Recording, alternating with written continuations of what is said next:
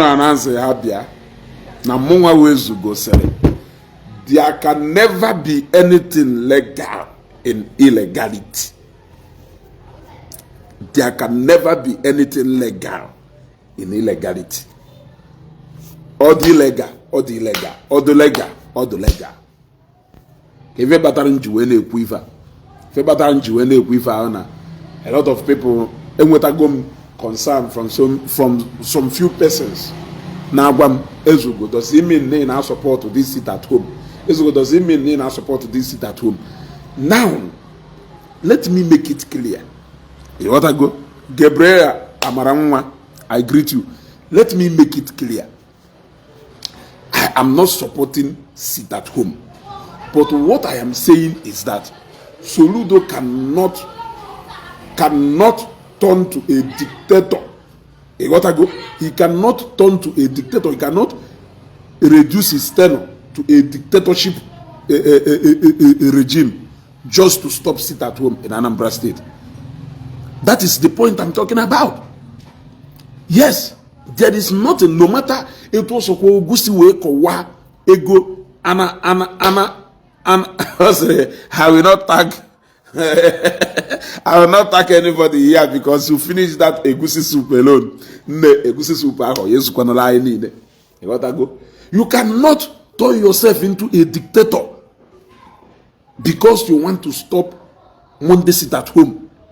That is exactly my point. You cannot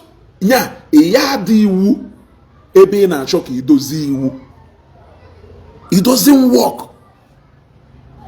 And if I can need because injustice anywhere is injustice everywhere.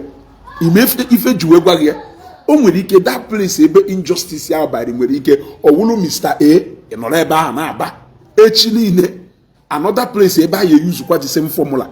I will be a NATO. You got if I had on your cage injustice anywhere is injustice everywhere. Injustice na main market is injustice na Afianine, non Anambra State. The same way as you force the mado ni wu na hire be shop by force. That same way can go mana on Monday ni dey mepe your own shop no. You know the reason or reasons why EGH. Nda na so na main market my reason or reasons EGH. So as you go sit at home, I need to get here. Yes, I need to get here, but you cannot infringe the fundamental right of people because you want to enforce a person sit at home. If I will in the work systematically, you convince people and tell them that Nabaya go secured. You people have supposedly with confidence. Did you hear what the police officer said? The police officer said, we don't have the right to go into people's houses and start chasing them out to come out to go and open their shops because that will be trampling on their fundamental human right. Right to freedom of movement, freedom of association, so things. Now, for the about market art, you ought to go. Because I will go Jane that law, part of that law where it is stipulated that people must come and open their shops now so and so day or so and so day. Yes, when we talk about government regulating the market, it is all about government regulating the market. Okay, we make sure name will law and order. Onye sere no ye mepe shop ye keri wonya hadal. In fact, onye sere no ya azuziafia keri wonya hadal. I want to know keri wonya hadal. Manu fodo ayekwe gba Soludo eziogu. Ana akolo yaka. Ina akolo yaka. No matter the reservations he will about sit at home, it is not enough reason for Soludo to turn himself into a dictator. Turning his regime into a dictatorship regime. Eh? You want to go? And if you talk as an Ezugo, now support to sit at home. Ezugo now support to sit at home. Don't worry, it will come to your own side. Look at even those people not on the street. Drive home from Anambra State to Imo State or whatever. Now sit at home. Drive from Imo State back to Anambra State. Now sit at home.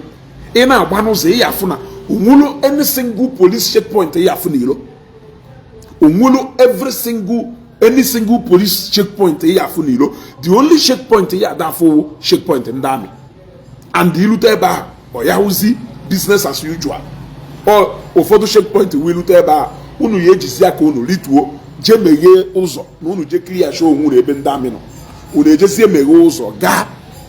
It will not be normal onye rute na checkpoint or wine or down ya na ndami ya interact ya no o ịpụta ilituo ije ebe ndami nọ jefu ndami afụ ishigazie je meghekwazi ụzọ gaa wee mechikwe ihe afụzi ndị polisi. So ọ wụrụ na ndị polisi na observe sit at home kedu ife Soludo nwelu ị na-akpụ n'ime afịa eje achụgharị ndị afịa?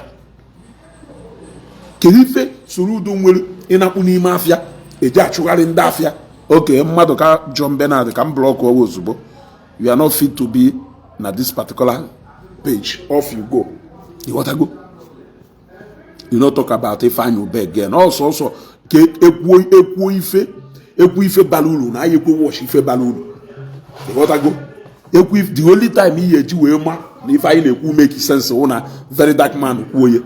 Very dark man kwuo ye kete mapụta from ebe ị nọ.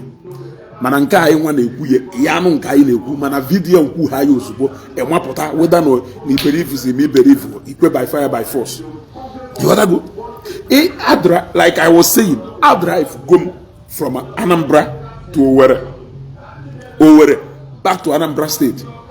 Wefukwuo na ma ndị polisi sokwa observe sit at home. So ebe ndị polisi sa observe sit at home because onwerozi any checkpoint ya afụ ma checkpoint ni na ahịa na afụ n'isi Anambra na-eje Owerri gaa try ya na sit at home ya afụzi anyone. Ndị polisi niile aha na-akpụsi ya na observe sit at home. O wee wuruzie harmless individual ịghọtago ife awụkwo ndị bụ egbe na kpuru na observe sit at home. O wee wuruzie harmless individuals ka ị na-achọ ka ịchụpụta ka oke na ọkụkọ na iwurere iwu na ha ya bịa mepe shop. That is exactly the concern we are raising. We are not saying that we are supporting sit at home to continue, but what we are saying is that he should go about it in a legal manner. He should not infringe na the right of people because he want to stop sit at home. Alex Oti did not do that na Abia State. Asịrị na ụzụ amaghị akpụ na-ela egbe anya n'ọdụ. Soludo nidiri ije na Abia State olu ebe ahụ je jụọ Alex Oti, how did you do that? Yes, how did you do that? You are forcing people na ọ na ha emepe business ego. Is it your business? Is it your business? Ịghọtana what right ka ị nwere ịbịa na Nkwọ Nnewi na-asị ndị mmadụ na ha emepere shop? Onye jụ na onye emepe shop ọ gbasara o jighị ụgwọ shop onweghị levi a na-atụ n'ime afịa ọtụhọ onweghị ụgwọ a na-akwụ ọkwụhọ ọ kwụchasịchara kwụọ ma taksị ya weda na o mepere ma o mepeghị onwe duty do expected of him to pay ọ na-akwụ ya do up to date. Keluzi ifewu your business ọsịkwanụ na o jewere akwamozu ọwụkwanụ na akwa ozu be ha that day ọwụkwanụ na nwa ya na-agba nkwụ ọwụkwanụ na o jewere ọmụgwọ ọwụkwanụ na o jewere obodo oyibo ọwụkwanụ onye nweghị nwa boy. There are so many factors nwere ike ime mmadụ na ebe mepe shop ịgbazi onye ahụ na ọwụrụgodo na agba nkwụ be ha na iwuriri ụlọ ebe mepe shop na ugodo na akwa ozu be ha na iwuriri ụlọ ebe mepe shop na ugodo na nwa nwụrụ ma ọ na nne ma ọ na nna nwụrụ ọ na nwanne nwụrụ na iwuriri ụlọ ebe mepe shop na ugodo na onwere church activities o nwere ọ chọrọ ide ejere onwe na onwere meeting ụmụnna ọ na onwere meeting club enwere ọ chọrọ ije na iwuriri iwu na ebe mepe shop. These are things you don't have control over. You don't have control over it. So ngunwe ịchọ ka iwelu the instrument of state wee enforce or wee force people to do things against their own way. It is against the law. In Adiwu, you swore to uphold. And this is what we want people to go and tell Governor Soludo. Onaya also nde yes member. If I want a governor could be yes. After money nke pụta na national television in a disgrace onwe or in the name of na achọ ka ekwudoro governor na ife okwuru in all there they disgrace onwe Governor has the government owns the market. Government owns the market. Or government either regulate the market. Somebody will be in a comment section na ma ye juno we compare afia. Ke kama yesi juno we compare afia. Uno ebe ayi bi na amuwo. Ohongu nwe. Onye nwu na awo landlord nwe. Man, at the moment to put that uno up for public use, onwe na some limitations. Na right, yeah? In fact, you can now comfortably tell the landlord, no, need you or you go.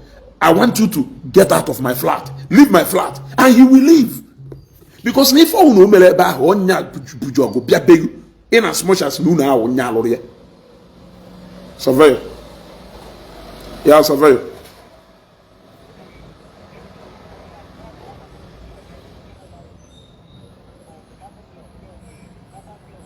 Yeah, surveyor, the animals in a WhatsApp. I'm on a live broadcast now. The animals in a WhatsApp. The room yaketa do kai finalize if aketa. What I go? Huh? So the moment landlord wunya wuno, no doubt wunya na agbaga no nya wuno ko no nya wuno. But the fact remains is that na right ya to go limited. He can regulate some kind of laws that will govern the compound, but he cannot tell me you must sleep in this house every day. You must sleep in this house every day. In fact, once it is, there are certain things, unless negotiate an agreement now, tenancy agreement. If I wanna bind the whole, you will move near that house. Again, you all go to the apple. Landlord, you quick notice. You wait to no weapon. Yet, if I will know gay well, not to talk of Afia Oblego Soludo Koji well. What I go? No, now, law, you power to regulate the market. Or the now enough reason you will not control the market or call your immediate household. Can you even tell us now you cannot go out? Can you say that to him? An adult today to her. I command you. You will not go anywhere on Tuesday. Yeah? Well, with Ozonna, you must go out. Can you control an adult on what to do? Opening their shop is their right. You don't share that right with them. And the willing ufanada. Yes.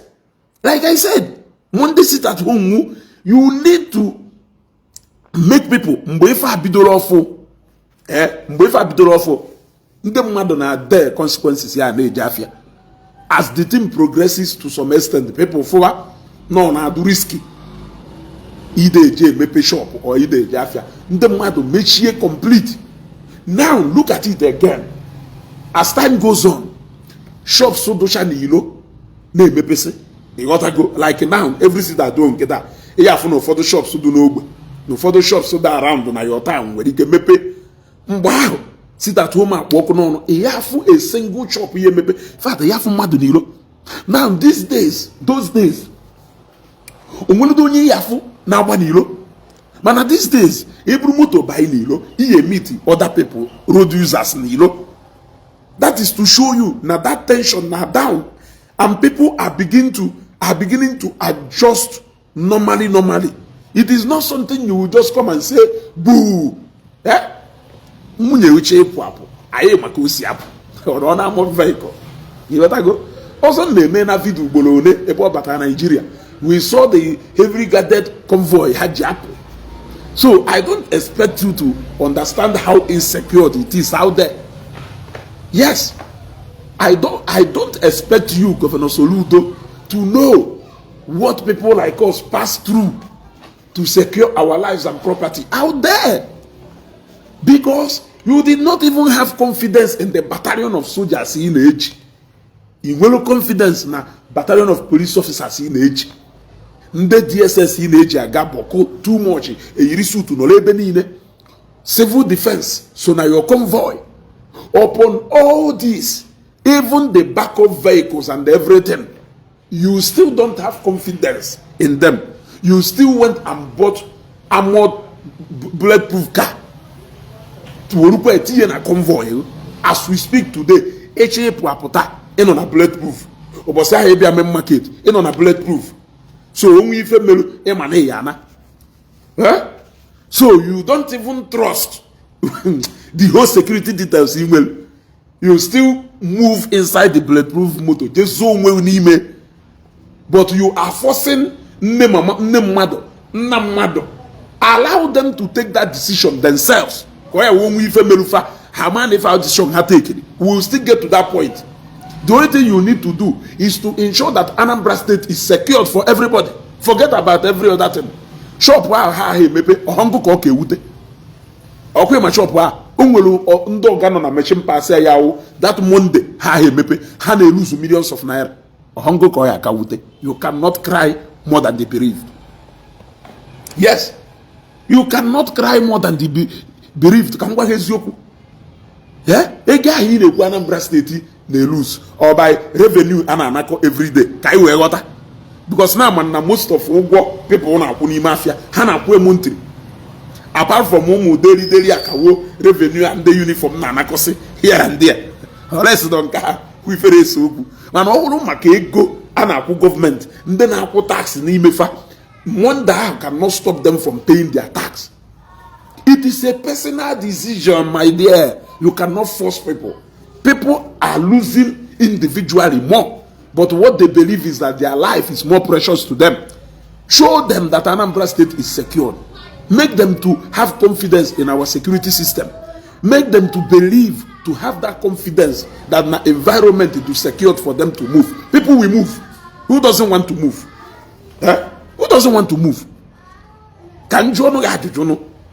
Unye yawo ubosi Monday can de kotolu can deva jabia zuyafia. Ishe na mmadu ife melu onye Igbo ji wee hapụ ego. Ife melu onye Igbo ji wee hapụ ego na kponi mu no be esika o.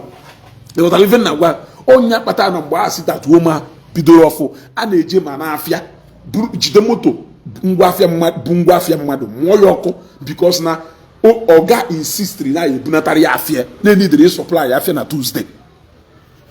Your guy insisted, say, those bunatari afia. No need to supply in the sapela afia na Tuesday. A bula afia na one Monday afternoon. A stop o motor out yoko. E mamma done or Monday engagement can do haji wenata. E mamboya wanokata about Sonny Mafia. Mamboya wanokata, a day na local market. Zopia sia, even the for them bottom mat. Even in our risky people take it before they eventually not will with her.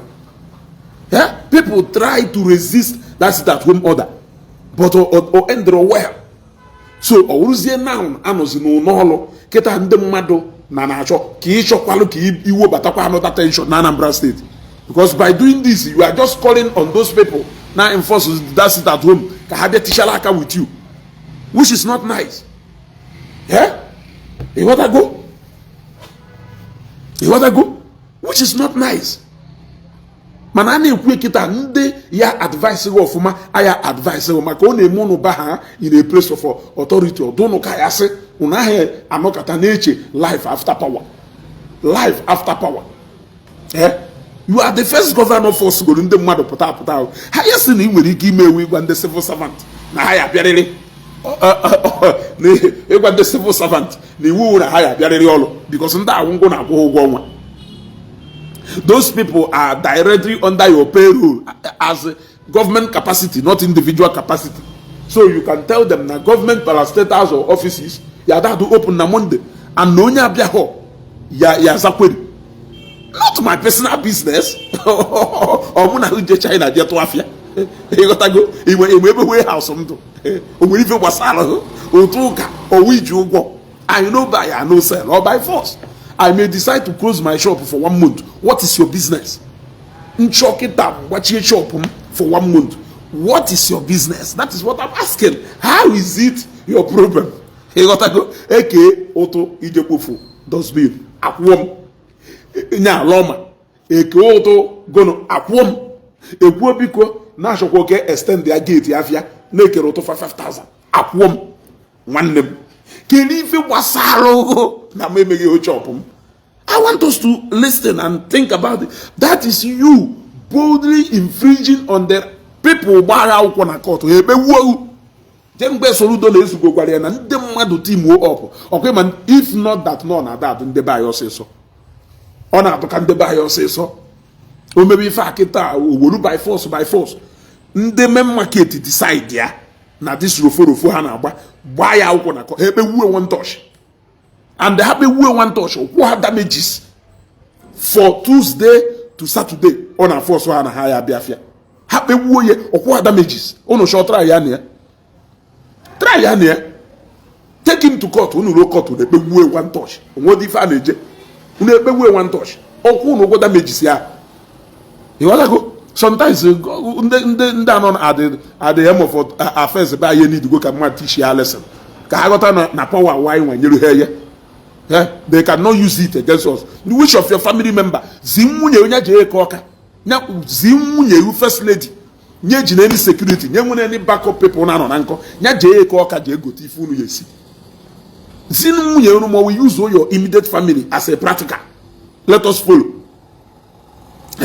Use them as practical. Use her as specimen for practical.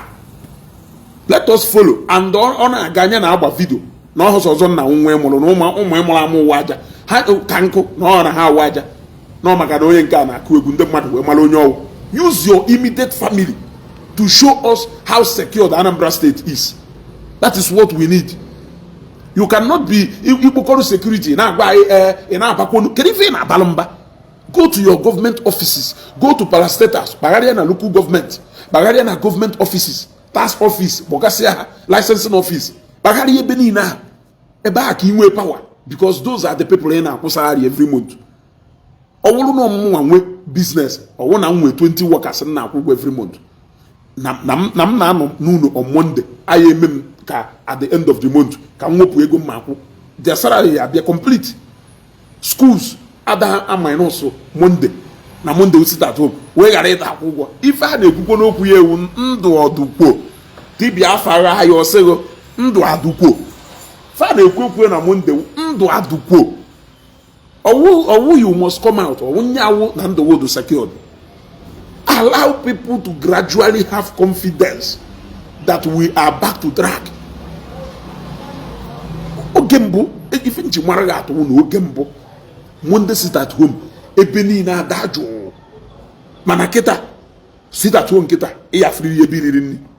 Oge mbụ sit at home ihe ejegokọrọ ife niile n'idiri dewe na beyu Monday ahụ isi da n'idiri ọna isi ụzọ ọlụpio jebe agbata obi ịyafụ mmadụ na St. Mary's na ịpụ ebe a ịyafụ mmadụ na Amụkọ na ịpụ ebe a onwe restaurant ihe emepe onwere onye ya apụta mana gradually these days on Monday ịyafụ restaurant ebe ihe ejeri nri ha ka nkụ ichi igolo ọgwụ ịyafụ ebe ije golo ọgwụ ife ọwụ na ị chọrọ igolo ịyafụzi ebe ihe ejegolo ya n'ọdam ya sị na onye ọnwụ na-ada emepe ịghọtago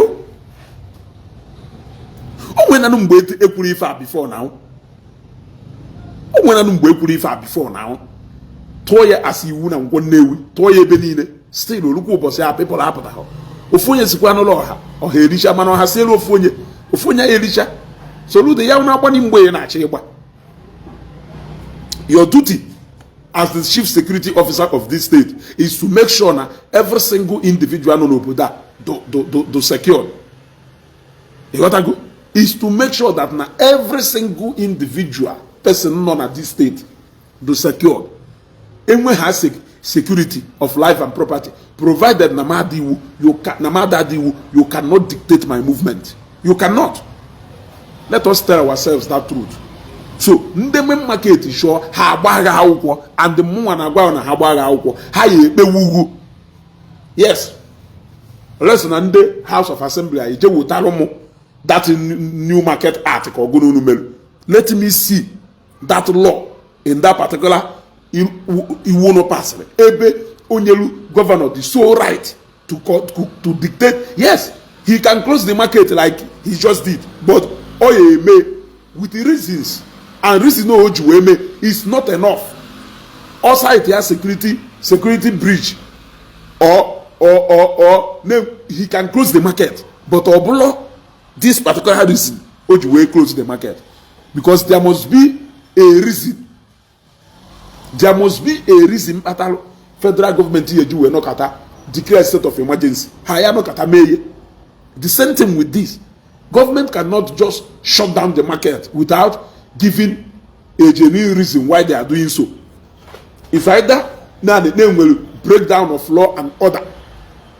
However, sense security breach, they can close down the market for the sake of protection of life of people, but not na iwu na mmadụ ya abịa mepe afịa, na mmadụ ya abịa mepe shop ya not imega afịa.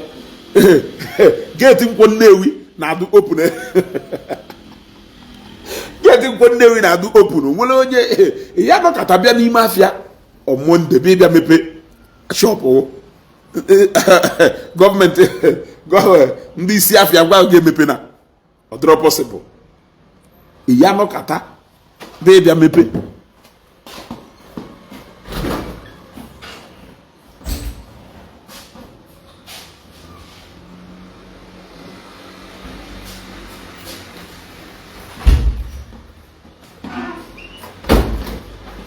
Yeah, sorry. You want to go? Ya no kata, baby mepe, ndi si afia sigi abia na mepe.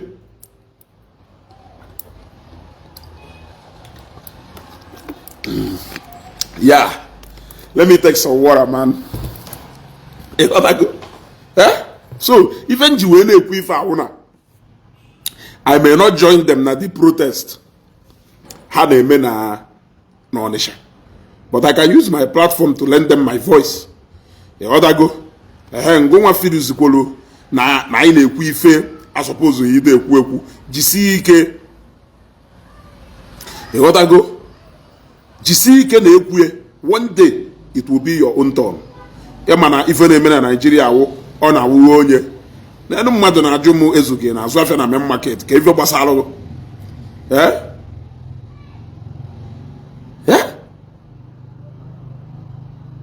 Ezugo, the simple reason why he is thinking this way is because he has taken over the market leadership. Ngaya jisike.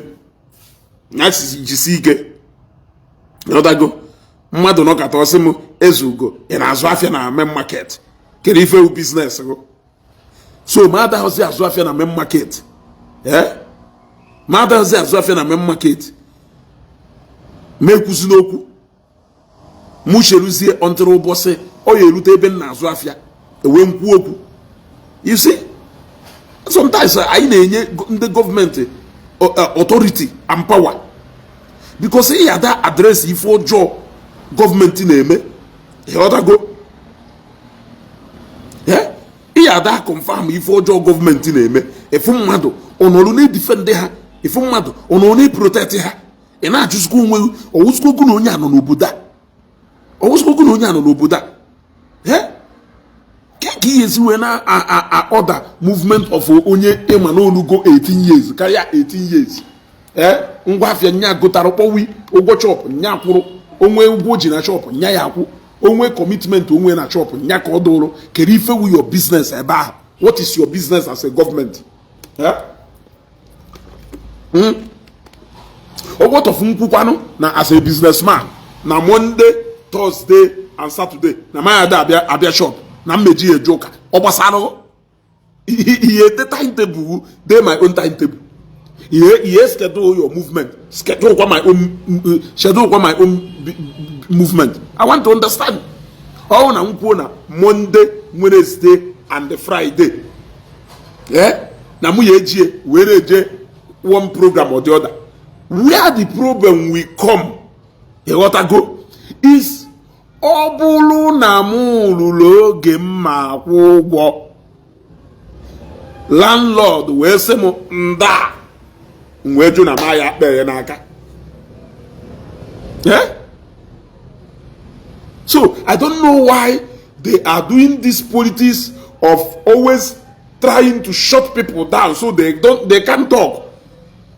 People sense like so many people feel na area ebe uno had adrosi secured. They all run for their life. Jenny Iseke, offer people of Iseke return back to their hometown. Even a lot of people are not touchable. Apụtazie igwe obodo amazie ọkwa ma gọvanọ ekwuo na ndị iseke na iwu na ụnụ ya anataba ụnụ na onye ọnwụ na-anatahobe ya eluzube na all lands are owned by government, because ụfọdụ na-atụ logic ya no government nwe afịa ha more that all lands are owned by government, but enwere regulation, enwere iwu limitations of ebe right government bidolu nwee ebe ngụnwa bidolu. If not, government will just come randomly and take over every land na ọnwụ na onweghị iwu backere up. Mmadụ pụta ọsịgụ no government nwe leadership afia, but uno ebe ị nọ and ebe ilulu uno, are you not aware that all lands are owned by government na individuals are nwe land? So ụfọdụ logic adama aghọta.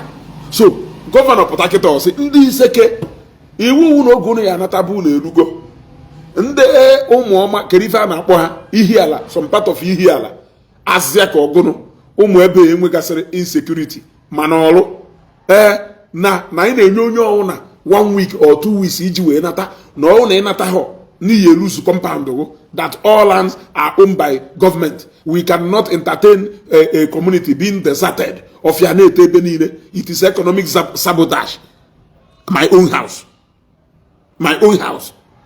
If I decide I will leave it, it's none of your business. Even if you need to iji swe, nchagbangeje na swe, provided no way of your top tabem na cause harm to my neighbor.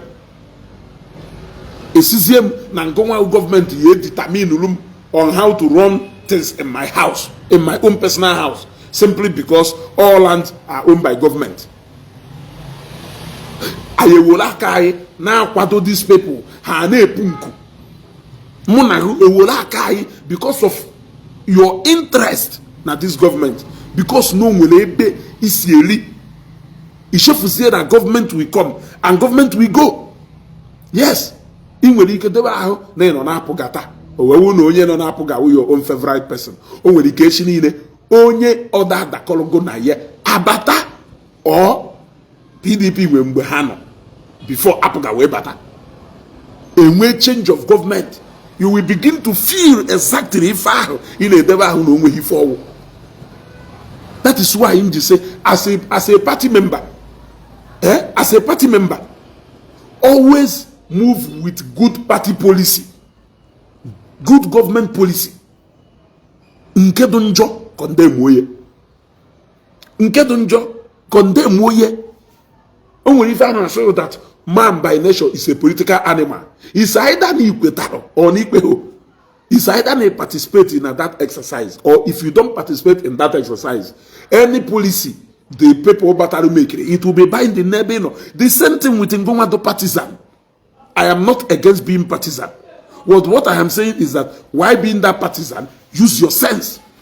Use your sense.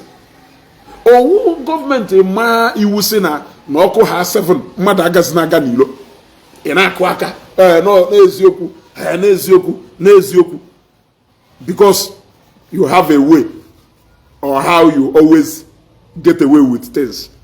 Mgbe party ahụ nọ n'ọchịchị pụrụ another party nọ na-ewe bata mgbe aka ya nọ wee ma ife 7 o'clock a minute to so many people. So sometimes ọ na-awụ ọ na-amenahụ onye ịghọtago ọ na-ada awụ ọ na-amenahụ onye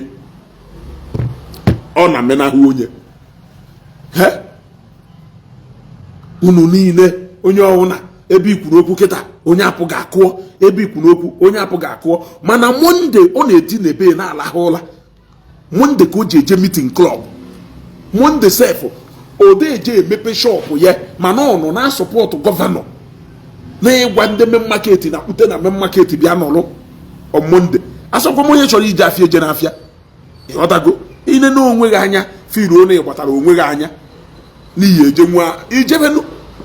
Yes, ine na onwe gị anya fụ na ịgbatara onwe gị anya ijebe ịghọtago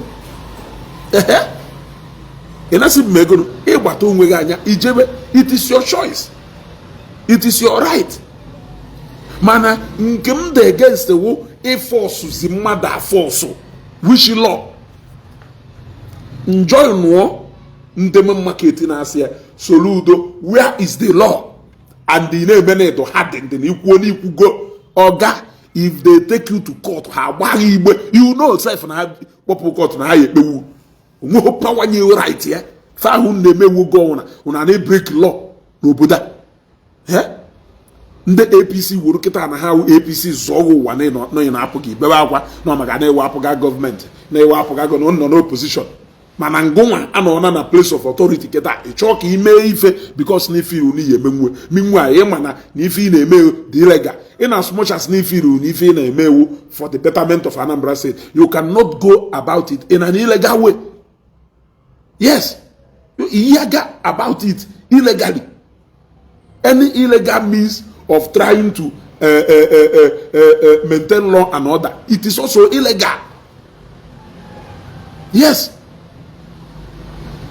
Onya ka ha ji wee sị na mmadụ in as much as na police na charge police with the task of maintaining law and order. O wee gwakwa na everybody is considered innocent until proven guilty. Can we take limitations to the power in the police? Can we take limitation to power in the police so that they cannot break the law while trying to maintain the law? Yes. Otherwise, police they cannot break the law by anything. Even when it has, even though not go to prove in law, can any act to inflict injury or nonya without passing through, you have broken the law. Imona jungle justice will a crime call. Wait until the day you will be a victim. Ijechanga, Oga charge you for murder. What if female? Oga charge you for murder. In Ochene Bulegu, Atwonga, Makifo no Kanku Wemeta, or was on go when your police with the talent. Or you cannot break the law while trying to maintain the law. Or if a governor Soludo name in a Kuzo, what don't the mother I say, then I support to sit at home. Yes, more support on Monday. Let everybody go about, but you need to create an enabling environment. You cannot go to people's house and drag them out against their will. Nche decide yam na Monday na nji ala hola. Yes. No more much thing na na Monday. After all, na Zambia Monday, Adame Jekebe shop na Monday. Yes. Of course. Na Zambia shop na city market. Adame Jekebe ba Monday. Unless no one's go customer pop tarum. Sunday Monday worry obosin anamada I concentrate in Afia Thursday, Friday, Saturday and Sunday because of no hairs ganele.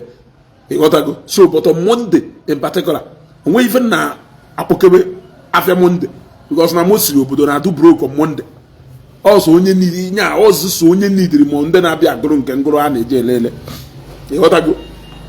So na that particular Monday, happen more has all less no was if potalamo and I'm a day apple nkata or nam no nunu. Woloposia media be clean to my house. It is my decision. This is not your decision. The China we complex we mall I am not katabia Mr. Eric, you must come and open. It's none of your business. Okay, man, who go. People, yeah, I'm telling you many reasons. People who are IG we Soludo. You cannot determine my program. You know come ta? Oh, na lolo. Obosema ya bia olo. Amanu ngoda. Gwa sa biko na mmejeko ni ife do otu a. Ni ife nji abia o kan na ngoda biko grant am permission na oworo na lolo. Yotago. Not when I'm self-employed. You got to go. Not when I'm self-employed. You never expect na ni make decision over my own movement. Or for that am justify here. If I don't job, you know because on the other part of the divide. Don't you know that tomorrow na table will turn? Don't you know that tomorrow na table will turn? ọ nchi ije akwamozu ejezie m na gọọmenti haus jee na Soludo ọda si ya saa biko anyị ejekwa na akwamozu taa mabịa mepeni shop nta Monde ọ ife anya dezie eme nya nchi ije akwamozu ma ọ na nchọrọ ije Lagos and achọrọ m ịhapụrụ mmadụ shop m ejekwu m Soludo si ya saa biko for Monday ịtọ ọ Monday nọ ma emepe shop duto na achọrọ m ije Lagos. Is that what he wants us to do? You gotta go. So I'm trying to tell you why he doesn't have the right to move people inside that market by force. But he can create an enabling environment that when people look out, they will see, okay, my life is secured. I can now go out. For you don't love money more than those people. Only Igbo ye je no je kuru 500 naira. So even meziri onye Igbo ji wee gbachie chop ya gbafere ịma na ife akarị ife mere onye Igbo ji wee gbachie shop ya wee jụ na ya bịa nala ego onye Igbo ịma na ife fọrọ ya ewu ụbọchị ya ada akwa nne ka a na-azụ afịa na shop ya ịmahụ ife fọrọ onye Igbo ụbọchị ya ada akwa nne ka ọ na-azụ afịa na shop ya nya ka o mechizi shop ya na-emechi ọgwụkwazie ngo na-achụ ya bịa mepe shop. You gotta go. So sit at home, but you need to gradually show people that they are secured. You need to come out to feel what they are feeling.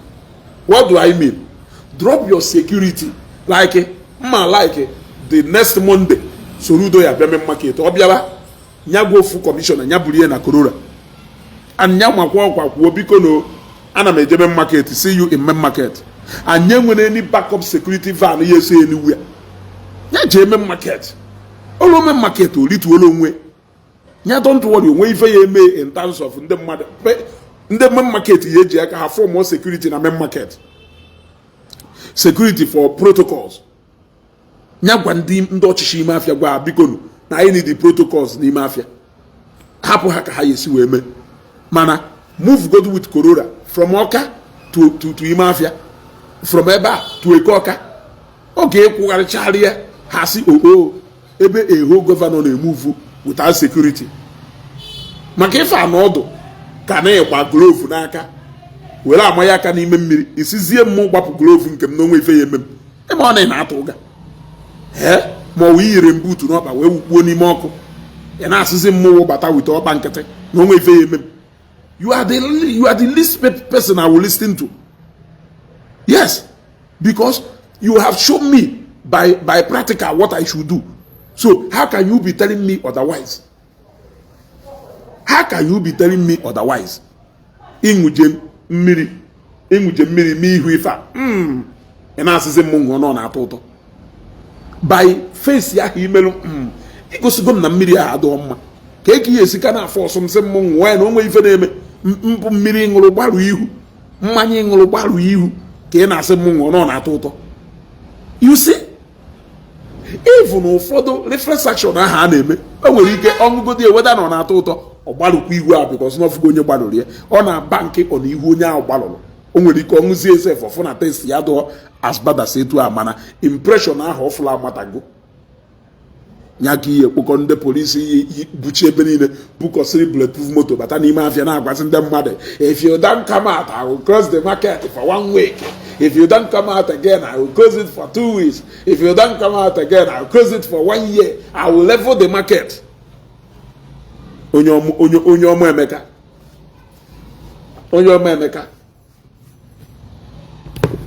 Gochada n'ife na street na Ekoka.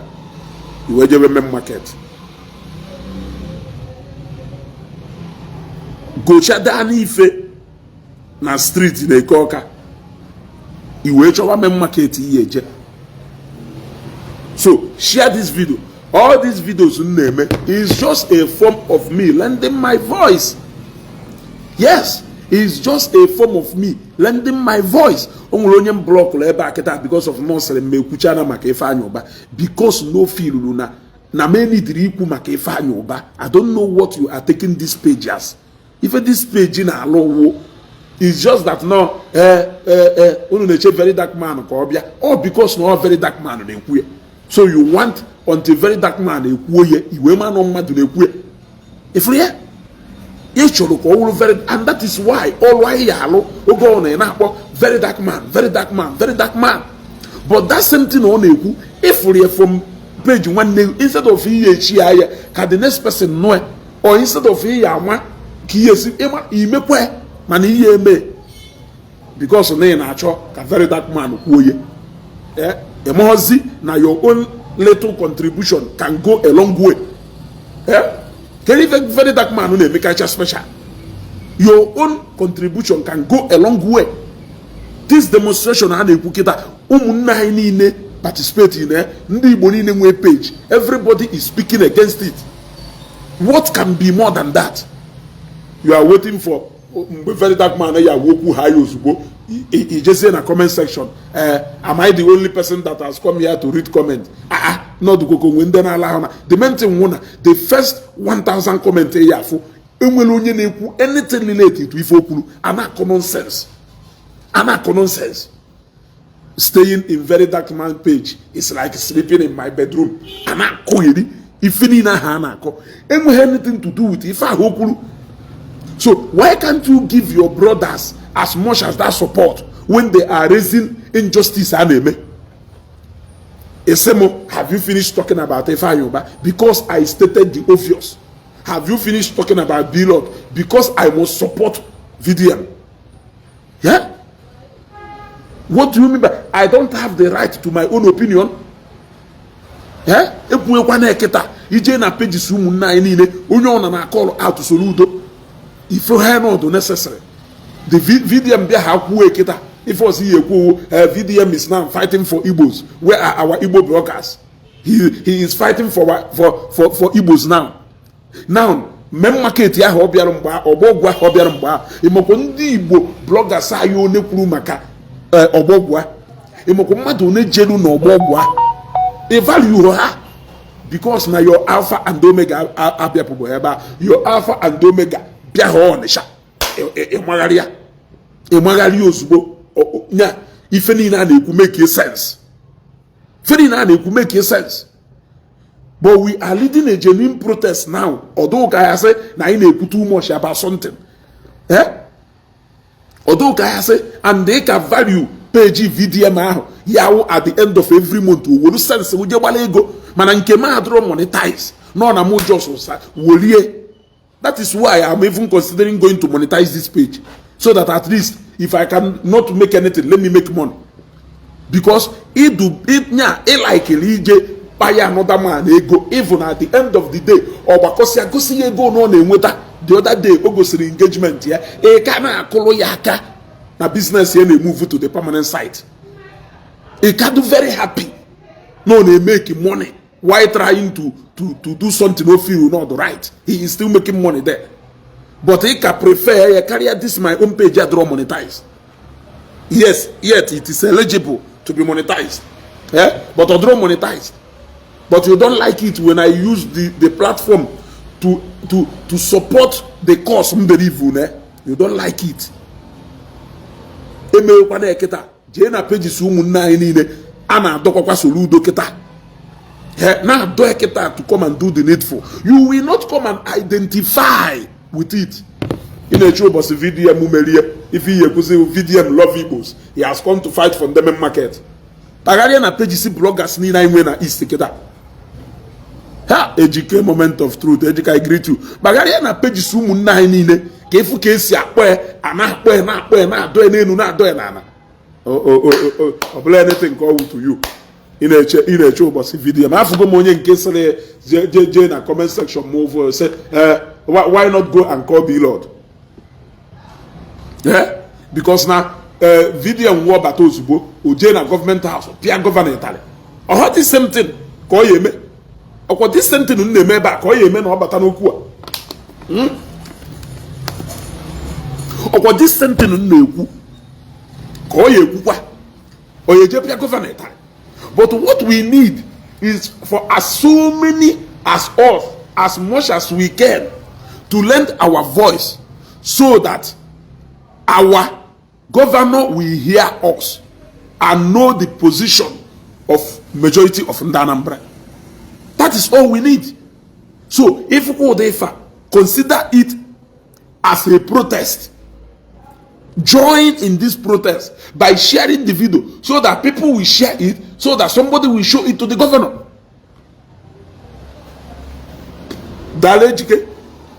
Oh God, in nature video, no jena by yego. You put there by ya drop comment related to before the can go see example. Can go see example. What even nebu? Can go see example. Careful. Oh, how would they are in a kuku? In a kuku, how balobia? Eh? Ngwa, Nanya. Can go logo. The first comment here for na video drop. Onye nkasere, I prefer watching your videos than thinking about my future. Nya we for floor yeku. Maka ifo kulo. Okukuro maka sontino. Onye nkase, waiting me disappointment they do for here. Kelu kosi we those of us running straight to the comment, may our pocket never run dry. Eh? Don't book a judge by its cover. Sorry. Don't cover a judge by its book. Don't judge a cover by its book. Whatever. I dey front to make nobody mash me up. Eh? As if I dey with Presido when he dey post this video like this. Eh? Oh yeah, make we waka like say we are from Abagana. Comment can na jugo. Eh? Two elephants are fighting, waiting concerned ant like me. Please VDM dash me one of the Teddy Rattle. I'm at Abuja, make I come collect. Very dark man, just be like BF. Nobody they ever agree say he the washer. Yeah? Even in Naketa, Keri only ni meha puru something. Mwere something to do with Ifo. Yeah? As I come early today, make nobody mash my leg, yo. I dey get anger issue. Huh? Can you even consign? I brought shares for everyone who came here to read the comment. Ordinary share. You gotta go. Yeah? But if you need a go, can you even will something to do with Ife Okuleba? Yeah? Can you even Onye nkase, una dey sleep for comment section, just 13 minutes of action. VDM, the next business proposal interview is me. Yeah? So you guys dey sleep for here. Tell me, just a minute, house done already full. Make one rat buy me food. Any of them could do something that has to do with Ifokuru. Eh? I don't know what Solomon tell 700 wives that I cannot tell one girl to stay with me. Tell me one thing. Tell me one or any of them who go anything concerning Ifokulu here. If some of them don't even play his video, they may rush to comment section to go and read comments.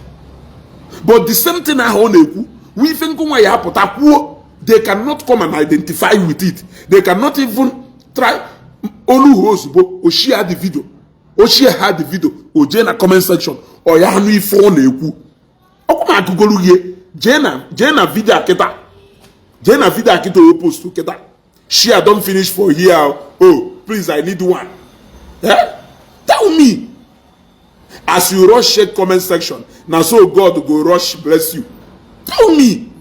Yeah? I thought I came earlier, who they match me for leg. Yeah? I am a grow comment section in the jail. Yeah? Yeah? Tell me.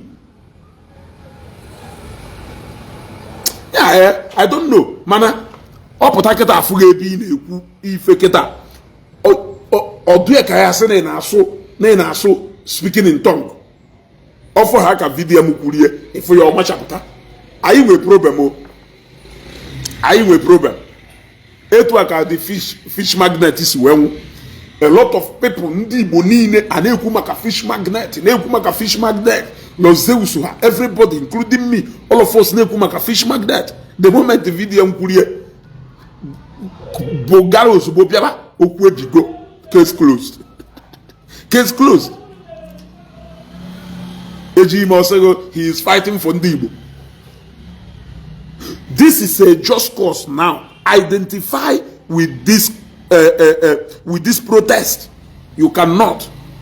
Identify with this protest. You cannot. He prefer people jiga balego. Nde jiga balego. Nde choreba na oku. Not because they want to go into it to solve the problem, but because they want to have engagement so they can make money. Those are the people in Alpha and Omega. But some people like us who sacrifice the page, we have not monetized. We have not make one kobo from monetization.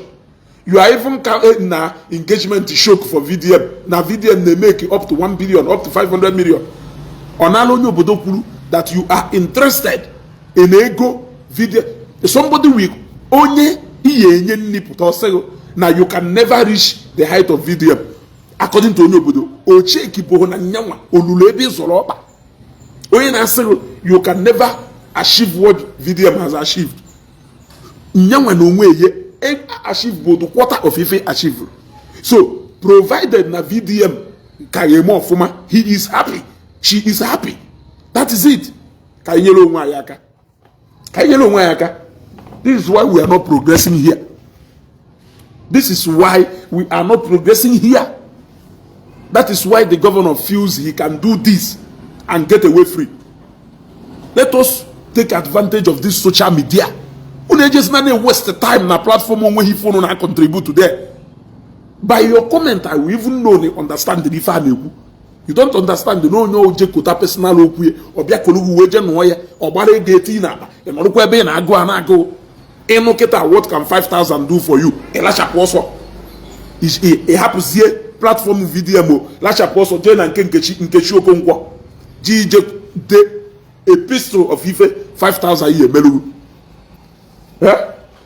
mani ye je ba je kuko wisi onye o jekota ogo obia kolugu we no odi ogo iji ma akpọ rateresa dimpa mmadụ na-akwụ anwụrụ che family but ọ na-asị you can never achieve what very dark man has achieved. Onye dị ife akwụkwọ onye ma n'ihe enye nni nye family ye nni ọfụma so ọdụrọdụ bothered e compare onwe with you nya iji onwe compare onwe with you ọdụrọdụ bothered as long as na VDM ka mma ọ dị very happy nya ọ na-atagodo aja ma nya wo na VDM ka nwa mma all very very happy.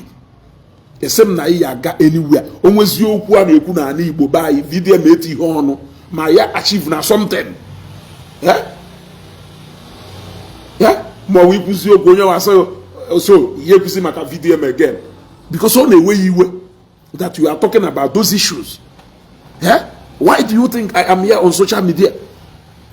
I'm very happy until today. Monetize is here my page tomorrow. A man no because I'm monetize here. Can you the video because they are monetizing their opinion. There is no single opinion had to do free. You may not pay for it, but Facebook is paying for it. Yes, and that is why you can never see only page here to monetize. Only for the matter how you quit you only for do you how you quit you yes. Because I say page more. But why I say whatever I want to say is because now man page more monetized. Yes, I can say whatever I want to say. All video can actually go why you or then I talk. Yes, who you could see ike onyo na no man is go prefer do to. Amuron na bulayono. Amon na bulayono. Yes, of course. Ejike. All na video mwonyi Igbo. Oyelu na level ahụ nọ na. Ha ma gwa ye ko weworo. Owu na video mwonyi Igbo. Oyelu na level ahụ nọ na. Umunna no kata her name onye opụta osego what has Beloved done for people. Video maybe to one empowerment keta. Tobido n'ime empowerment keta. Aptaziana so ezugo. Have you seen it? Ochefuo na mmadụ 40 mmadụ 50 mmadụ 100 below employee n'ọrụ is equivalent to feeding more than 500 to 1,000 people. No sense. Nyanwa na onwe ye na alụ ọrụ ogo na alụ ọrụ na akwụ ya ụgwọ every month. Faith and hope ụmụ ya depended on him. Nwanne nwoke ọ na-azụ n'ụgwọ akwụkwọ depended on him. Mama ya na papa ya ọ na-elede anya depended on you. Ndị ọgọ ya ọ na-emere ife depended on you. Every single people ma ndị ọ na-eji akwụrụ ụgwọ hospital bill ahụrụ ya nwe o chefuo na ọ gaghị etritiri nwe. So in other words, you want to compare somebody who is not even an employer of labor because no empowerment. A more na video na below the place go some people na permanent empowerment. That is why you keep comparing him with the people who carry here. With the people who carry here. Only provide the permanent jobs to more than, we are not even talking about indirect jobs. Indirect jobs. When I mean indirect jobs, I mean by all those people who know that B point put to casino, you know, like in the POS. We're not talking about those people. You know what I mean? So a lot of women nai ekologo and a woku baluru by yate yono. Ije na page video jije kwasere dia. Ije gwaha I carry share come. Who will like to sit down? Yeah, I prefer watching your videos more than watching my destiny. I may be watching your video, my destiny will leave me and run away. Or if a dimpa madu jeri na page madu. He mano dieba iye kwoku Soludo would I na malo ball because na you to I na la hola unu niile je na page video jeku ko isi anaghị ekwu ekita. Why can't social media play a very important role? People on the street, let us call him out on social media, be part of the protest. You may not be there na main market, but you can be here. You can be na different platforms of people who are calling him out. Onwelonte and Oya Luife. Because all man if on eme illegal. It's just that no nefisi baka. Call ale one and di mafia merige. Man no man if on eme an illegal exercise called embark there. You want to go? Oh man, and mafia team wo up keta ezogu na compromise China the market leadership. But let me tell you, even an individual in mafia can sue him and win him. Other people are well, yeah. Ufodun de well enwo. Yeah. Ufodun de well enwo. You cannot ofonye sielo ha or hayerisha mano ha sielo ofonye hayerisha. If on a fisi beka we fema agota ho, you are a professor. Yet in a make us na on a banana republic. Eh? Odoka ya say na ini ne no na your kitchen. You give command then we follow. Yeah? Tata unko newi, tata abrosi that home. So njuna ma eje mepe shop na unko newi ta. Mother say mo bia kwalo po because na me mepe o. Is that what you are telling me? Tata keta, let's say na because Monday can be treated as any other day. Today is what? Today is Thursday. I may decide, no, I cannot go to my shop today. Are you going to force me to go and open it? Then, at all, can business go to there? Can you go to my shop? When if you do this shop, it just can be pay. Yeah? Those are people's right and decision. You cannot influence it because you are a government. You cannot.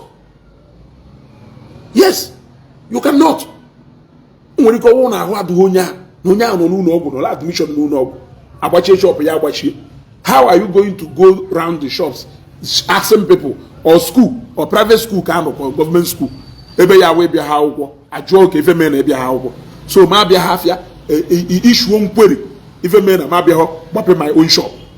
If I don't come to my, I'm trying to simplify this so that you can understand the wood Soludo nada. So maybe I'll pay my own shop. You will have to ask me the reason but I made you away biafia. Issue one query. Leave it pattern and maybe half ya biafsulego. How we go the resoro. Hama balo boy. Ihe be mafia. A shop work and none on it. Ine issues in query. If a batalo na maybe half ya. An adult. Kena wa amali you. No up to half ya. Meshia that main market.